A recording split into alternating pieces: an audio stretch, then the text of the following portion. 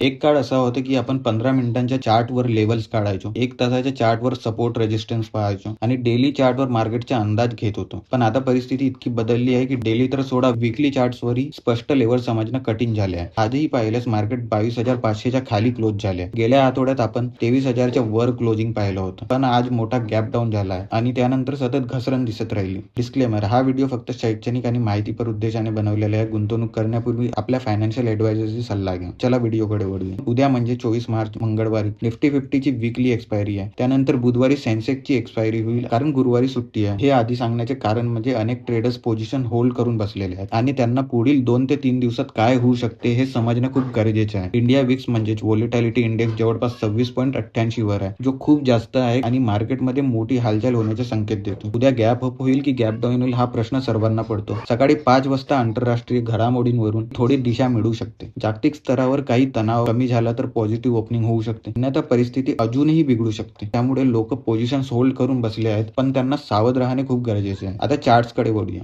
पूर्वी आपण 5 मिनिटे, 15 मिनिटे किंवा 1 तास अशा टाइम फ्रेमवर चर्चा करत होतो, पण आता आपण वीकली चार्टवर लक्ष केंद्रित करत आहोत. वीकली चार्टवर 100 वीक एक्सपोनेन्शियल मूव्हिंग ॲव्हरेज तुटलेला आहे. एवढेच नाही तर 200 वीक EMA जवळपास 22,000च्या आसपास आहे आणि मार्केट त्या दिशेने जाऊ शकते. सध्या 22,000 हा एक सायकोलॉजिकल सपोर्ट दिसतो. अशी परिस्थिती आपण शेवटी 2020 कोविडमध्ये पाहिली होती. जेव्हा कोविडमुळे मार्केटमध्ये मोठी घसरण आली होती, त्यावेळी निफ्टी 7,750 पर्यंत खाली आला होता. सध्या देखील तशीच कमजोरी दिसत आहे. अनेकांचे पोर्टफोलिओ लाल रंगात आहे, जसे माझे पण आहे. आजच्या क्लोजिंगकडे पाहिल्यास निफ्टी 50 22,512 वर बंद झाला आहे. ॲडव्हान्सेस फक्त 3 स्टॉक्स नाही आणि डिक्लेन्स 46 आहे. म्हणजे बाजारात प्रचंड विक्री झाली आहे. एक महिंद्रा, HCL, ONGC हे काही स्टॉक्स ग्रीन मध्ये आहे आणि बाकी सर्व ठिकाणी विक्री झाली आहे. Titan, Shriram finance, HDFC, Jio finance, UltraTech cement यांसारख्या स्टॉक्स मध्ये 5% पेक्षा जास्त घसरण आली आहे. इंडेक्स ड्रॅगर्स मध्ये HDFC आणि ICICI बँक यांचा मोठा वाटा होता. हे दोन्ही स्टॉक्स मार्केटची दिशा ठरवतात. त्याचबरोबर Airtel, state bank of India आणि L&T हे देखील दबावाखाली होते. बँक निफ्टी पाहिल्यास सर्व 14 स्टॉक्स घसरलेले आहेत. बहुतेक स्टॉक 2.5% ते 6% पर्यंत घसरले आहेत. PNB सारख्या स्टॉक्स मध्ये मोठी घसरण आली आहे. सतत 5 आठवड्यापासून लोअर लो पॅटर्न दिसत आहे, जो कमजोरी दर्शवतो. निफ्टी मिडकॅप मध्येही 100 वीक EMA तुटलेला आहे. पूर्वी हा सपोर्ट म्हणून काम करत होता, पण आता तो तुटल्यामुळे कमजोरी वाढली आहे. सेन्सेक्स देखील 200 वीक EMA च्या दिशेने जात असताना दिसतो, जो सुमारे 72,260च्या आसपास आहे. ऑप्शन ज्याने पाहिल्यास 22,500च्या आसपास मोठी कॉल रायटिंग दिसते, म्हणजे मार्केट वर जाण्यावर दबाव आहे. पुट साइडवर सपोर्ट आहे, पण तो फार मजबूत दिसत नाहीये. जर 22,500 तुटले तर पुढे 22,300, मग 22,200 आणि मग 22,000 पर्यंत घसरण होऊ शकते. 15 मिनिटाच्या चार्टवर 22,471 हा आजचा लो आहे. तो तुटल्यास पुढील लेवल 22,412, मग 22,360 आणि त्यानंतर 22,217 असू शकते. त्याखाली 22,000चा झोन टेस्ट असू शकतो. अपसाइड मध्ये 22,556 वर टिकल्याशिवाय मजबूती दिसणार नाही आणि त्यानंतर 22,600 ते 22,700चे लेवल्स येतात. बँक निफ्टी मध्ये 51,323 हा एक महत्वाचा सपोर्ट दिसत आहे. तो तुटल्यास 51,280 आणि मग 51,185 आणि त्यानंतर 50,910 पर्यंत घसरण होऊ शकते. अपसाइड मध्ये 51,606 च्या वर गेल्यास थोडीशी मजबूती दिसू शकते. निफ्टी मिडकॅप मध्ये 12,139 हा सपोर्ट आहे. तो तुटल्यास 12,101 आणि त्याखाली पण घसरण होऊ शकते. अपसाइड मध्ये 12,260 च्या वर गेल्यास सुधारणा दिसू शकते. फायनान्शियल सर्व्हिसेस इंडेक्स मध्ये 23,895 हा सपोर्ट आहे. तो तुटल्यास 23,833 आणि मग 23,781 आणि त्यानंतर 23,680 पर्यंत घसरण होऊ शकते. अपसाइड मध्ये 24,000च्या वर गेल्यास सकारात्मकता येईल. शेवटी हे लक्षात घ्या की सध्याची मार्केट परिस्थिती खूपच अस्थिर आहे. कोणताही ट्रेड घेण्यापूर्वी काळजी घ्या. ही माहिती केवळ शैक्षणिक उद्देशासाठी आहे. गुंतवणूक करण्यापूर्वी आपल्या फायनान्शियल ॲडवायझरचा सल्ला घ्या. So thanks for watching this video. Please like, share, subscribe. This is Ashish over and out.